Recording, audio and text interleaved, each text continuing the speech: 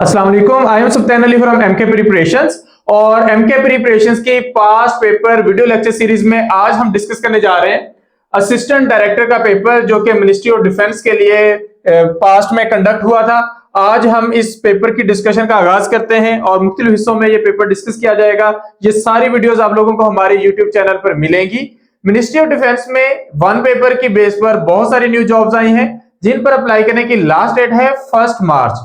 तो आपने उससे पहले एप्लीकेशन का प्रोसीजर कंप्लीट कर लेना है और जो तैयारी का प्रोसेस है उसके रिटन टेस्ट की तैयारी का वो आज से ही शुरू करें, क्योंकि जरूरी नहीं कि आपको इसकी तैयारी के लिए 1 मार्च के बाद 3 महीने मिले। तो इसलिए अभी से तैयारी का आगाज कर दें।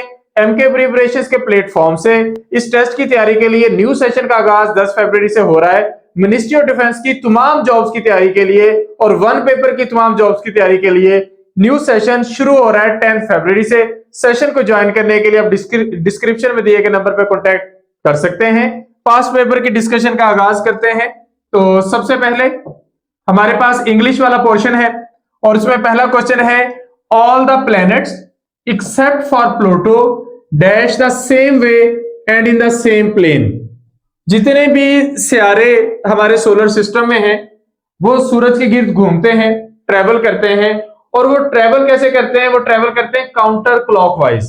तो यहां पर हमने इसको इंग्लिश ग्रामर के पॉइंट ऑफ व्यू से देखना है, साथ में आपको इसका साइंटिफिक पर्सपेक्टिव भी समझा दूंगा। तो लिखा है ऑल द प्लैनेट्स, चूंकि ये प्लूरल है तो यहां पर ट्रेवल आएगा। All the planets travel around the sun. तो all the planets except for Pluto, वो एक्सेप्शन साथ दी गई है, लेकिन हम ऑल द प्लैनेट्स को ही ज़हन में रखेंगे। All the planets travel around the sun the same way and in the same plane. तो ये हमारा करेक्ट आंसर है। अब जहां तक ताल्लुक है कि प्लूटो इसमें एक्सेप्शन क्यों है, तो सारे सितारे सूरज के गिर्द काउंटर क्लॉकवाइज घूमते हैं। थोड़ा बहुत उनका जो ऑर्बिटल है वो टिल्ट भी करता है जमीन की रोटेशन से, लेकिन वो बहुत ज्यादा नहीं होता।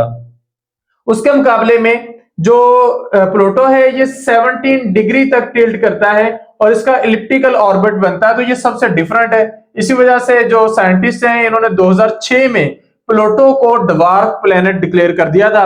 तो जब हम कहते हैं कि सोलर सिस्टम में कितने प्लैनेट्स हैं, तो माजी में कहा करते थे 9 प्लैनेट्स, अब हम कहते हैं 8 प्लैनेट्स। तो ये इसका आंसर हो गया साइंटिफिक पॉइंट ऑफ व्यू से। सेकंड क्वेश्चन है, I have been studying dash 2 hours. अब यहां पर आप टाइम बता रहे हैं लेकिन उसका कोई स्टार्टिंग या एंडिंग पॉइंट यहां पर पता नहीं चल रहा, बस जर्नल है कि 2 घंटे, तो इसके लिए हम यहां पर फॉर यूज करेंगे। I have been studying for 2 hours. तो ये हमारे पास प्रेजेंट परफेक्ट कंटिन्यूअस का सेंटेंस बन जाता है। नेक्स्ट सेंटेंस है, after 3 days of rain I am glad that the sun dash again today. तो after 3 days of rain I am glad that sun is shining again today, क्योंकि ये present की बात हो रही है, आज की, कंटिन्यूअस की। तो हम कहेंगे after 3 days of rain I am glad that sun is shining again today. Next sentence है, although its publicity has been dash, the film itself is intelligent, well acted, handsomely produced and altogether dash। अब शुरू में ये जो although की practice है, although add किया गया है, ये बता रहा है कि आगे सेंटेंस में 2 कंट्रेरी बातें होने जा रही हैं जो ऑपोजिट मीनिंग्स में होंगी। तो यहां पर हम एक वर्ड यूज करेंगे, यहां पर यूज करेंगे जो ऑपोजिट मीनिंग्स में होंगे। तो अब यहां पर आप एक कॉन्सेप्ट देखें कि पहले वो कह रहे हैं कि the film has been dash, और उसके बाद कह रहे हैं कि फिल्म इंटेलिजेंट है, वेल एक्टेड है, handsomely produced and altogether dash. तो अब बाद में तारीफ हो रही है, तो बाद में हम तारीफ का एलिमेंट शामिल करेंगे और पहले उसके ऑपोजिट। तो यहां पे है, although its publicity has been tasteless, the film की बाकी सारी तारीफें करके कहेंगे रिस्पेक्टेबल। ये हमारा करेक्ट आंसर है। बाकी ये दोनों एक दूसरे को ऑपोजिट मीनिंग्स में नहीं है। यहां पर सोफिस्टिकेटेड पहले आ रहा है, इमेच्योर बाद में आ रहा है, जो कि एक नेगेटिव क्वालिटी है। आगे हम सारी पॉजिटिव क्वालिटीज डिस्कस कर रहे हैं तो नेगेटिव क्वालिटी ऐड नहीं करेंगे, और ये दोनों ही नेगेटिव क्वालिटीज हैं, तो ये भी आंसर नहीं हो सकता। तो ओनली करेक्ट आंसर पहला है। उम्मीद है आप इसको समझ गए होंगे कि although ऐड करने के बाद आपने 2 कंट्रेरी मीनिंग में वर्ड्स यूज करने हैं, और उसमें आपको पता होना चाहिए कि बाद में सारे वर्ड्स पॉजिटिव मीनिंग वाले हैं, तो हमें सेकंड वर्ड पॉजिटिव मीनिंग में लेना है, फर्स्ट वर्ड नेगेटिव मीनिंग में लेना है। तो although its publicity has been tasteless, the film is itself is intelligent, well acted, handsomely produced and altogether respectable। Next sentence है, I was walking down the street when dash to rain। तो ये past में है sentence, I was walking down the street when it began to rain. Begins नहीं आएगा, present की बात नहीं हो रही, और ये इट बिगेन 2 दफा शायद लिखा गया है, तो it began is the correct answer, चाहे इसे गिन लें या इसे गिन लें, बल्कि 3 दफा लिखा गया। इसके बाद है if I had enough time now I dash my parents. तो if I had enough time, ये पास्ट में बात हो रही है, तो पास्ट में हम यूज करेंगे I would write to my parents. हम यहाँ पे कैन और कुड यूज नहीं करेंगे, आई के साथ हम वुड यूज करेंगे, तो I would write to my parents. If I dash a bird I could fly home. अब ये एक हाइपोथेटिकल से बात है कि अगर मैं परिंदा होता तो घर उड़ के चला जाता, तो हाइपोथेटिकल बात के लिए हम यहाँ पे वर यूज करेंगे। तो रूटीन में आई के साथ वॉज यूज होता है, लेकिन हाइपोथेटिकल कंडीशन में हम इसके लिए वर यूज करेंगे। नेक्स्ट है the school principal considered the students action so reprehensible that he turn them dash and refuse to accept any excuse. Sentence ये है कि जो स्कूल के प्रिंसिपल हैं, उन्होंने किसी स्टूडेंट के एक्शंस को क्या समझा है, रिप्रीहेंसिबल यानी कि unacceptable, that he turn them, और उसने उसके लिए कौन सा वर्ड यूज किया, कोई ऐसा वर्ड होना चाहिए जो अनएक्सेप्टेबल के लिए हो, जो उससे मिलता जुलता हो। तो हमारे पास पहला ऑप्शन है इनडिफेंसिबल, या ऐसी चीज जिसको जस्टिफाई नहीं किया जा सकता, तो डेफिनेटली ये ठीक होगा। इनफर्टाइल एक्शन तो नहीं कहेगा, इन डिफेटिजेबल नहीं कहेगा, ऑल इंक्लूसिव भी नहीं है, तो पहला करेक्ट आंसर है। To dash shall I give the package. अच्छा, ये बड़ा मशहूर सेंटेंस है, to whom it may concern, तो ये उसी पर्सपेक्टिव में है, to whom shall I give the package, तो यहां पे वॉर्म करेक्ट आंसर आएगा। He could not deliver dash roads has not yet been plowed। तो कोई पर्सन है जो कोई चीज डिलीवर नहीं कर सका क्योंकि जो सड़कें वो ठीक नहीं है, तो यहाँ पर ये आना है सप्लाईज और बिकॉज द। तो हमें देखना है कि सेंटेंस को हमें कहीं पर ब्रेक करना है या नहीं करना, सेंटेंस के 2 हिस्से करने हैं या नहीं करने। तो यहां पर उसकी जरूरत नहीं है, बिकॉज लगाएंगे तो सिंपली कंटिन्यूटी में सेंटेंस बन जाएगा। He could not deliver the supplies because the roads have not yet been plowed। इसके बाद है this book is dash that one। अब आप कंपैरिजन करें इस बुक का किसी और एक किताब से, बहुत सारी किताबों से नहीं, तो this book is heavier than that one, ये हमारा करेक्ट आंसर आएगा।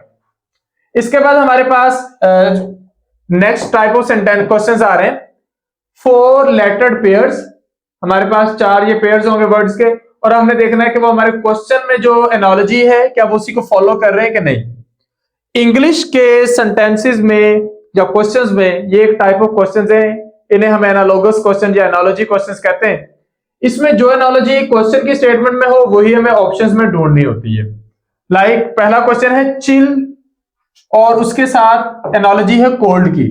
तो जो चिल है, ठंड है, ये कोल्ड की, सर्दी की वजह बनती है, यानी कि थोड़ी बहुत ठंडक बढ़ते बढ़ते कोल्ड की वजह बन जाती है।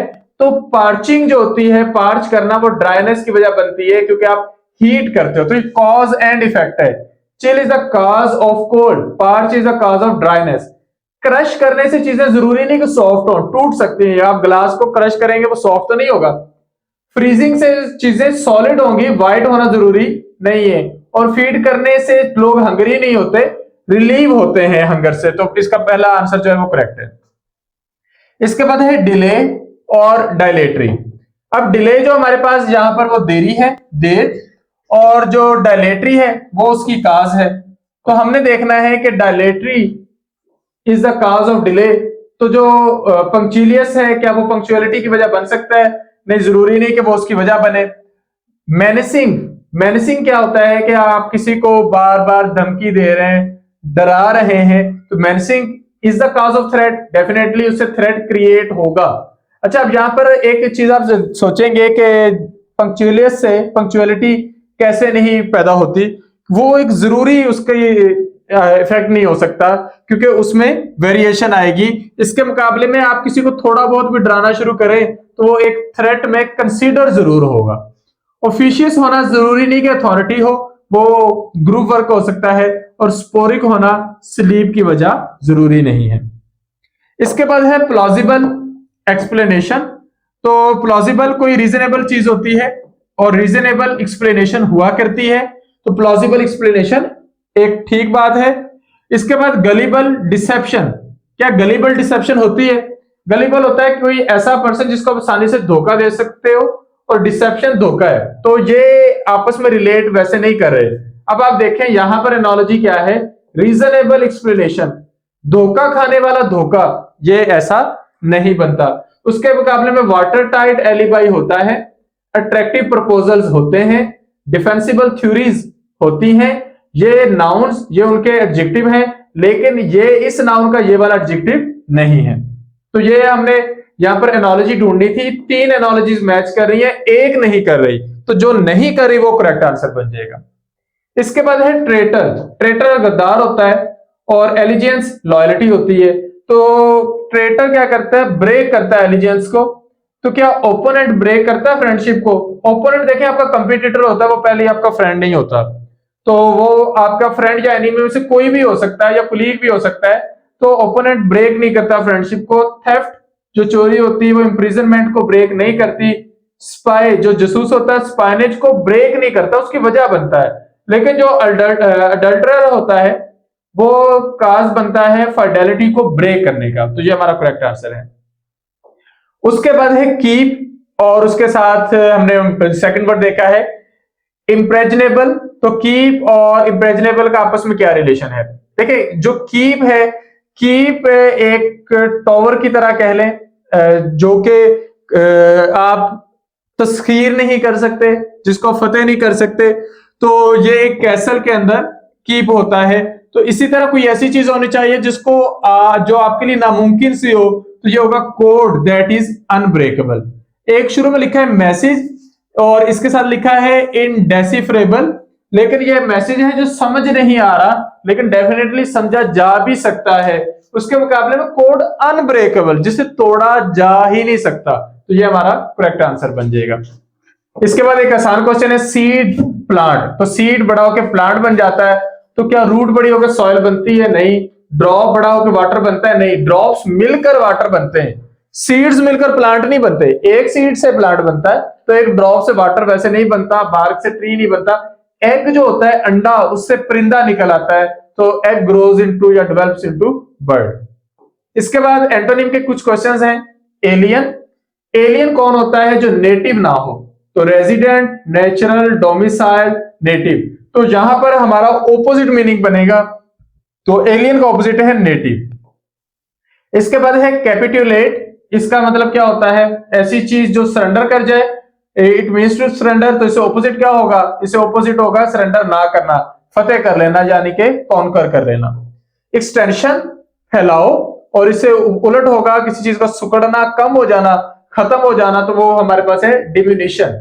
वीकनिंग कमजोरी होती है, कमजोर होना है, लेकिन वो खत्म होना या कम होना नहीं होता, तो डिमिनिशन इसका करेक्ट आंसर है। ग्रेजुअली, बतदरीज, और इससे ऑपोजिट होगा सडनली, यानी कि तेजी से, तो suddenly is the correct answer. Barren, वीरान जगह को कहते हैं, बंजर जगह को, इससे ऑपोजिट होगा फर्टाइल, यानी कि जरखेज। उसके बाद है हमारे पास मेगर। मेगर मतलब लेकिंग इन क्वांटिटी, कोई चीज बहुत कम हो, तो उसका ऑपोजिट होगा बहुत ज्यादा, यानी कि प्लेंटीफुल। प्रोडक्टिव, प्रोडक्टिव होता है किसी चीज का बहुत ज्यादा फायदा हो, यानी कि उससे आपको कुछ ना कुछ प्रोडक्टिव आउटपुट मिल रही हो या बेनिफिट मिल रहा हो, तो इससे ऑपोजिट क्या होगा? इससे ऑपोजिट होगा डिस्ट्रक्टिव। सॉलिड इससे ऑपोजिट नहीं हो सकता। अनप्लग उतार देने को कहते हैं, हार्ड सख्त को कहते हैं, तो प्रोडक्टिव से ऑपोजिट होगा डिस्ट्रक्टिव। तो इस तरीके से हमने ये इंग्लिश के कुछ क्वेश्चन सॉल्व किए हैं। पास्ट पेपर्स की सारी वीडियो लेक्चर सीरीज आप लोगों को हमारे YouTube चैनल पर मिलेंगी। 20 से 25 MCQs हर एक वीडियो में डिस्कस किए जाएंगे, और ये सारी सीरीज हम साथ साथ अपलोड करते जाएंगे, ताकि आपको तैयारी में हेल्प मिल सके, आपको आइडिया हो सके कि किस तरह के क्वेश्चंस आपने तैयार करने हैं, और आप उसके अकॉर्डिंग तैयारी अपनी शुरू कर दें। और मिनिस्ट्री ऑफ डिफेंस के तहत और इसके अलावा भी वन पेपर की तमाम जॉब्स की तैयारी के लिए एमके प्रिपरेशंस के प्लेटफॉर्म से न्यू सेशन का आगाज 10 फरवरी से हो रहा है, और इस सेशन में हमारे सब्जेक्ट स्पेशलिस्ट अपना अपना सब्जेक्ट आपको तैयार करवाएंगे, और इस तरह 2 महीने के मुख्तसर वक्त में हम इंशाल्लाह ये 10 के 10 सब्जेक्ट एक सिस्टमेटिक वे में कंप्लीट कर सकेंगे। तो सेशन ज्वाइन करने के लिए आप डिस्क्रिप्शन में दिए गए नंबर पर कॉन्टैक्ट कर सकते हैं। Thank you, Allah Hafiz.